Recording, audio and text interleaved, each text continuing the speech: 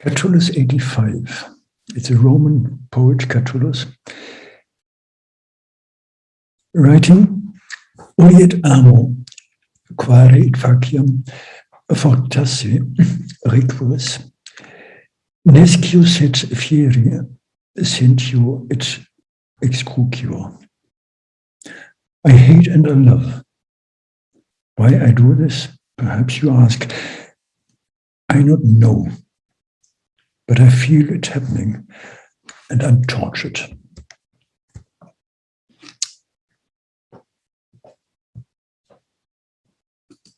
This could be a heading when we think about our understanding or like or dislike of enterprises like Amazon, like Taobao, platforms that offer goods, sometimes as services as well. And in this way, there's much more about it than just these platforms I mentioned. But let's stick to them and think about the situation we have in legal terms. So we go on the internet, on a platform, and let's say we are C, the customer, and we sign a contract basically with Amazon, with Taobao. So let's say it's A. We sign the contract, C signs the contract with A. Now, of course, this contract is about delivery of a certain good under certain conditions or in a certain quality and a certain delivery date. That's very basic constellation. And this is what probably any C signs. There may be some smart Cs who read dozens of documents and pages. And at some stage, they will see what is hugely relevant, that A has actually a provision in the contract and says, I'm not responsible for what actually happens because I am only mediating between you, C, and P, which is the producer. So liable is at the end of the day P, not A.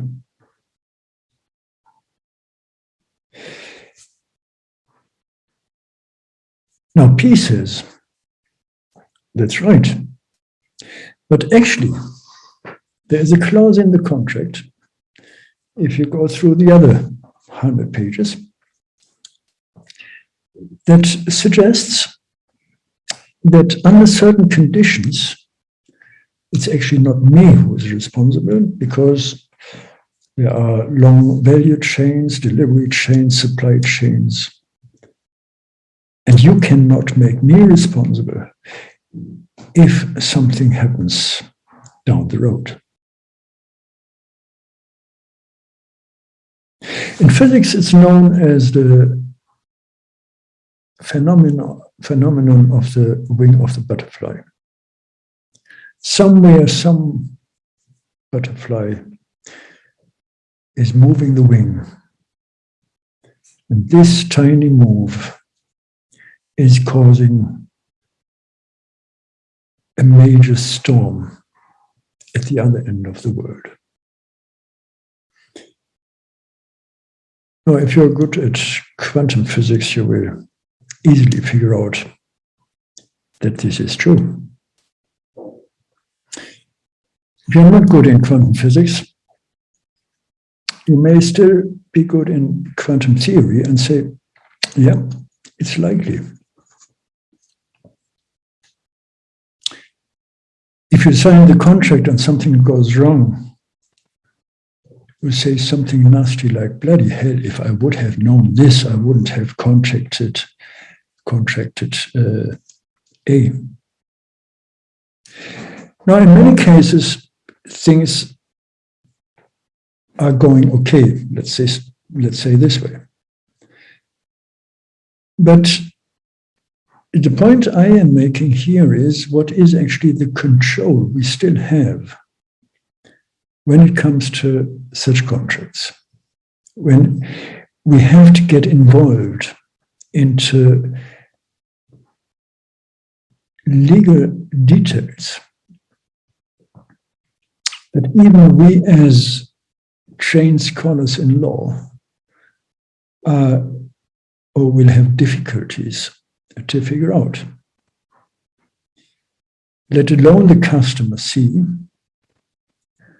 who faces the problem of being completely dependent on pre-juridical values, on the fight, the struggle for law, where we are dealing with trust, where we are dealing with power, and where we cannot reduce simply something on the legal matter. It had been studied by United States of America colleagues, how much time it would cost to read all the terms and conditions of contracts we sign every day. So you see the figure here, and you may be amazed, just at first glance already, how much it is actually that would require attention, but that completely disables us. There's another point to it. When we sign the contract and we delete a clause, because this clause is not something that we agree to, A will say, well, sorry, this is the standard contract, sign it or leave it. Because we are not dealing with details. We are dealing with a general contract, and this is the story, this is the end of it. So talking about customer rights is much more complex, I think, than just about this contract that is signed. And this is, of course, then a question that goes even further, goes beyond the already complex issue of law, and asks, what kind of society is it actually we are living in, where we have a division of labor? Durkheim talked about the social division of labor. What kind of society is it that is actually to such an extent divided,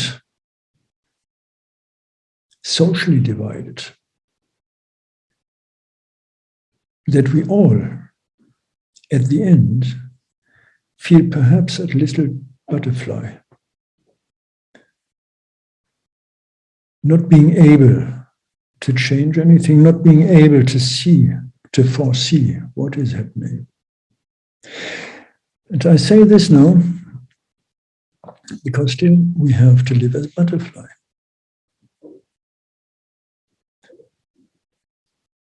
Once upon a time, I had been, so to say, active father to my little daughter, then little daughter. I was going shopping to her. There was no other way. I couldn't go on my own, so I took her with me. And there was again and again this quarrel, the struggle, not for law, but the struggle for having a quiet moment, having a quiet child. Stuff she was interested in was near to her reach. And occasionally I had to say, well, stop this. Occasionally I just left it.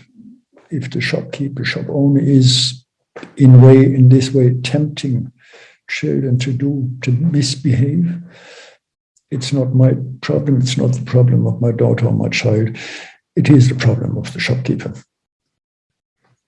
Of course, it's not her problem because they are leasing the shop or whatsoever.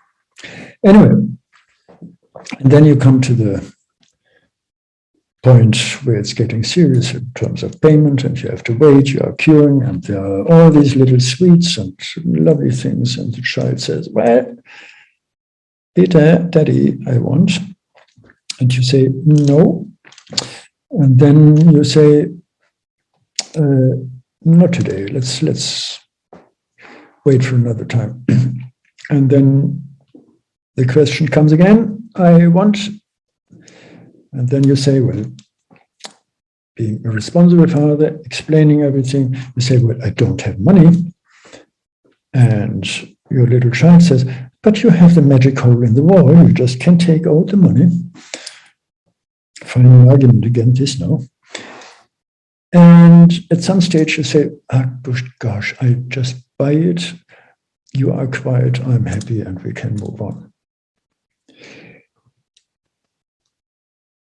The butterfly. I was again and again annoyed by it. And I thought this is actually urging customers to buy these goods because they are placed, they are located in this area where you have to wait, where the child is getting nervous and wants to bounce around or to get the sweets. So I wrote to the German Parliament, the Special Committee for Petitions, received actually an answer after nearly a year, saying basically the free market has the prior right. It's not about you as parents, it's not about the education of your child, but it is a free market society, and in a free market society it is the free market that decides. And the free market means being free.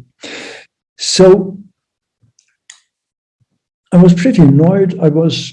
To be honest, I was pleased to see the huge effort they put into it, asking the different ministries, asking the different committees of law, of economics, of education and health.